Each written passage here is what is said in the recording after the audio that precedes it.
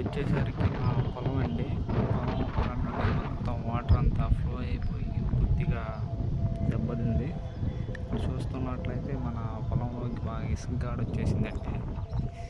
Water బాగా flow అయిపోయి కొద్దిగా ట్రాన్స్ఫార్మర్ దాకా ట్రాన్స్ఫర్ కనబడుతుంది. ఆ ట్రాన్స్ఫార్మర్ దాకా వచ్చేసిందండి. దీంట్లోకి కూడా ఇసుక బాగా కొట్టుకొచ్చేసిందండి. చూడండి ఫ్రెండ్స్, వాటర్ ఇంకా అటు తగ్గలేదు. ఇక్కడ బాగా గుంట బాగా పడిపోయింది. మనం చూసినట్టయితే జూమ్ చేస్తున్నాను. బాగా వాటర్ అయితే ఎక్కువైపోయి కోసేసేసింది. ఇక్కడైతే మరీ దారుణంగా ఉంది. వాటర్ విచ్చి అంతా కృష్ణానది వాటర్ అంతా ఇటువైపు వస్తాయి.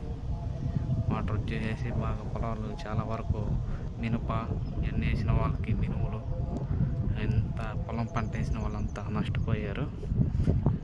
వీళ్ళకి కొంచెం ప్రభుత్వం ఆదుకుంటే